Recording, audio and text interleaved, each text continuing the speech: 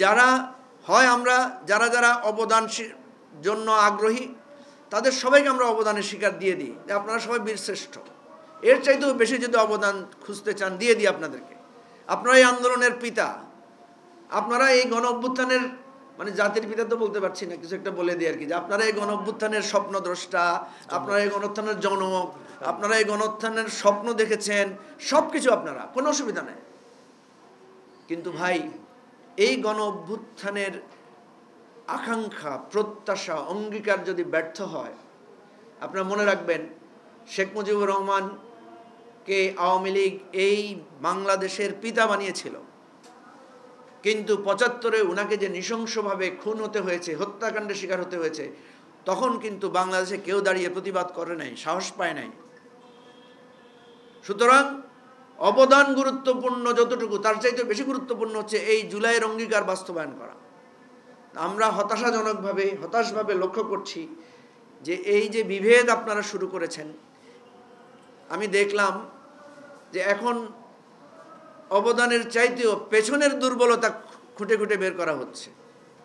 কারা আপনারা যে বিভেদ এবং মতভেদ জনিত, আপনাদের অনৈক্যজনিত যে ভুল পথে আপনারা হাঁটছেন, আমি তো পদধ্বনি না, আমি তো চোখের সামনে দেখতে পাচ্ছি যে আপনারা ধীরে ধীরে 1/11-এর দিকে এগিয়ে যাচ্ছেন। 2007 সালের ঘটনাটা স্মরণ করে দেখেন কি হয়েছে। সরকার ভুল করেছে, রাজনৈতিক দলগুলো ভুল করেছে, কেউ কারো বড়ত্ব, ইগো কম্প্রোমাইজ করে নাই, ফলে অনিবার্য 1/11 এসেছে। শুধু ষড়যন্ত্রকারীদের দোষ দিলে হবে না, নিজেদের আত্মপর্যালোচনা করতে হবে। সেজন্য আমরা আজকে দিয়েছি যে জুলাই অভ্যুত্থানের আত্মপর্যালোচনা। সুতরাং আমি বলছি, আপনাদেরকে সতর্ক করছি, আবারও বলছি, দেশবাসীকে সাক্ষী রেখে আজকে আপনাদেরকে সতর্ক করছি। শেখ হাসিনাকে আমরা সতর্ক করেছিলাম বারবার যে আপনাকে পালিয়ে যেতে হবে, আপনি এই দেশটাকে ধ্বংস করছেন, আপনি আওয়ামী লীগকে ধ্বংস করছেন, আপনি এই রাষ্ট্রকে শেষ করছেন। মনে নাই আমাদের ব্যারিস্টার ফুয়াদের সে বক্তব্য যেগুলো আপনারা বাজান, যে আপনাদের মাটি দেওয়ার, আপনাদের দাফন করার মাটি পাওয়া যাবে না, এই জন্যই তো আপনারা পালিয়ে গেছেন। আপনারা জানেন যে আপনাদেরকে এই মাটি কখনো গ্রহণ করবে না। বলেছিল যে আপনাদেরকে মানুষ বিদ্যুতের খুঁটির সাথে বেঁধে রাখবে, এগুলো তো সতর্ক করা হয়েছিল, এগুলো হুমকি দেওয়া হয়নি, এগুলো সতর্কতা বাণী ছিল আমাদের। তারা তো আমাদের সতর্কতা শুনে নাই।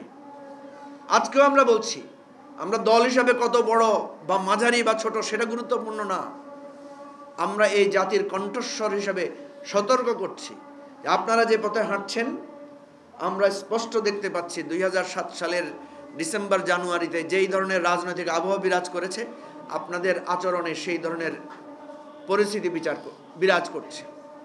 তাহলে সমাধান কি?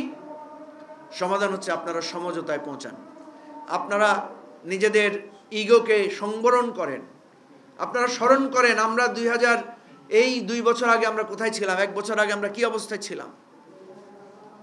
1 বছর আগে আমাদের রাজনৈতিক পরিচয় কতটুকু দিয়েছি।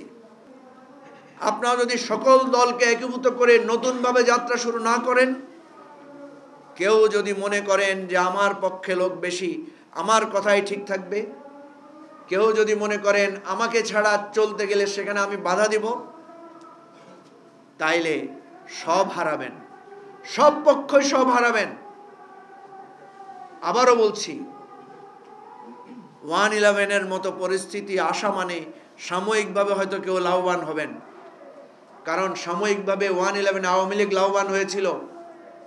দেখেন, মাত্র 16 বছরের ব্যবধানে আওয়ামী লীগের মতো একটা দল বাংলাদেশে আজকে একটা ঘৃণার বস্তুতে পরিণত হয়েছে, এবং ভারতীয় সাম্রাজ্যবাদ জেগে বসার কারণে, ভারতের অপরাজনীতির কারণে একটা হচ্ছে গণ অভ্যুত্থানের এই বিতর্ক যদি সমাধান না হয়, অংশীদারিত্বের বিতর্কের সমাধান যদি এখনই আমরা না করি, তাহলে 71-এর পরবর্তী সময়ে যেভাবে রাষ্ট্রটাকে বিভক্ত করে ফেলা হয়েছে, আপনারা জানেন যে জাসদের তৈরি হয়েছে আওয়ামী লীগ থেকে, এবং জাসদের নেতৃত্বে ছিলেন মুক্তিযোদ্ধারাই।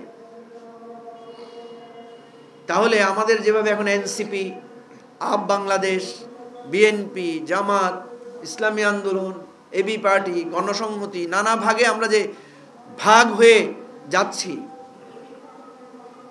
এবং বিশেষ করে একটি ছাত্র সংগঠনের অবদান নিয়ে যেভাবে এনসিপির সাথে যে বিরোধটা, এটা আমাদেরকে একটা স্থায়ী বিভক্তির জন্ম দিবে। আমরা সরকারের দৃষ্টি আকর্ষণ করছি, আপনারা প্লিজ এই জায়গাটায় ইতি টানেন। জুলাই যাতে কোনো বিভক্তিতে না পড়ে, জুলাই দিয়ে যাতে আমরা আরেকটা নতুন বিভক্তির সূচনা না করি, এই বিভক্তি দূর করার জন্য আমরা আবেদন জানাচ্ছি।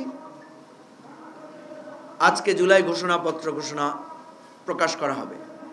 আমাদের অনুরোধ থাকবে, এই জুলাই ঘোষণাপত্রটা যাতে আলংকারিক দলিল না হয়, এটা যাতে আমাদের একটা অলংকার আকারে না থাকে, এইটা যাতে আমাদের অনুপ্রেরণা আকারে থাকে, আমাদের প্রতিজ্ঞা আকারে থাকে। আমরা যাতে এটার প্রত্যেকটি ক্ষেত্র ধরে ধরে, যেভাবে স্বাধীনতার ঘোষণাপত্র অলংকার আকারে থেকেছে, এটা কেউ বাস্তবায়ন করার যারা ক্ষমতায় ছিলেন তারা এটাকে এটাকে পদদলিত করেছেন পদে পদে। সুতরাং আমি আজকে অনুরোধ করব মাননীয় প্রধান উপদেষ্টাকে, জুলাই ঘোষণাপত্রটা যাতে সার্বজনীন হয়, জুলাই ঘোষণাপত্র যাতে আমাদের একটা মুক্তির দলিল হয়, জুলাই ঘোষণাপত্র যাতে অঙ্গীকার বাস্তবায়নের একটা নতুন পথরেখা হয়। পাশাপাশি জুলাই সনদের যে অংশগুলো নিয়ে আমরা এখনও ঐকমত্যে পৌঁছাতে পারি নাই, আমরা সকল রাজনৈতিক দলকে বলবো যে এই জুলাই গণ অভ্যুত্থানের সনদ বাস্তবায়নের জন্য যাতে আমরা সফল হই। আমাদের কাছে মনে হয়েছিল 90-এ আমাদের মিছিলের উপরে যে ট্রাক তুলে দিয়ে হত্যা করা হয়েছিল, যেভাবে ব্ল্যাঙ্ক রেঞ্জ ফায়ার থেকে ডাক্তার মিলন নূর হোসেনকে হত্যা করা হয়েছিল, এই নৃশংসতার সাথে কোনো কিছুর তুলনা হয় না। কিন্তু 2024 সালে বা গত 15-16 বছরের নৃশংসতায় আমরা দেখলাম অগণন মানুষকে গুম করা হয়েছে, যাদের আমরা যখন তাদের পরিবারের কাছে যাই আমরা দেখি তারা এখনও তাদের স্বজনদেরকে খুঁজে বেড়ায়। বাবাহারা, সন্তানহারা, ভাইহারা মানুষের ক্রন্দনে গত 15-16টা বছর আমাদের বুক বিদীর্ণ হয়েছে। তার চাইতেও ভয়াবহ যেটা 24-এ আমরা দেখলাম, যে কিভাবে মানুষকে চোখের সামনে পাখির মতো গুলি করে হত্যা করা হয়েছে, কিভাবে হেলিকপ্টার থেকে গুলি করে সাধারণ মানুষকে হত্যা করা হয়েছে, কিভাবে লাশ পুড়িয়ে ডাম্প করে গণকবর দেয়া হয়েছে। গতকালকেও আমি একটা ভিডিও দেখলাম যে মেডিকেল কলেজের একটা মর্গ অথবা একটা জরুরি বিভাগ, রক্তাক্ত লাশের সারি। অনেক ভিডিও আমরা দেখতেও পাই নাই তখন, এখন আস্তে আস্তে আমরা অনেক কিছু দেখতে পাচ্ছি, অনেক টেলিফোন কথা আমরা শুনতে পাচ্ছি। একটা ফেসিবাদ কিভাবে এই দেশটাকে কুড়ে কুড়ে আমাদের সমস্ত অধিকারকে নস্যাৎ করেছে সেটা আমরা দেখতে পাচ্ছি। তো আমরা সকলের কাছে কৃতজ্ঞ যাদের অবিরাম সংগ্রামে এই ফ্যাসিবাদ মুক্ত হতে আমরা পেরেছি, এই নতুন করে স্বাধীনতা অর্জন আমরা করতে পেরেছি।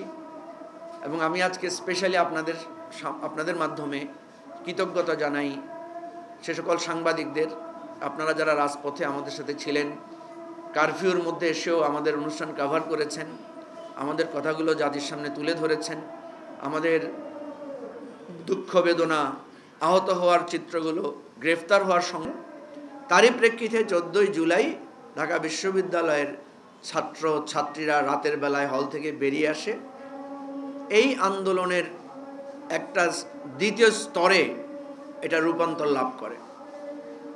এবং তার পরদিন কুখ্যাত ওবায়দুল কাদেরের নির্দেশে ছাত্রলীগ যখন হামলা চালায়, এবং সেই হামলার প্রেক্ষিতে সারা বাংলাদেশের শিক্ষা প্রতিষ্ঠানগুলোতে এই বৈষম্য বিরোধী আন্দোলন বিস্তৃতি রূপ লাভ করে, এবং বৈষম্য বিরোধী ছাত্র আন্দোলন নামে এই প্ল্যাটফর্ম সারা বাংলাদেশের মানুষের মধ্যে একটা ছাপ তৈরি করে।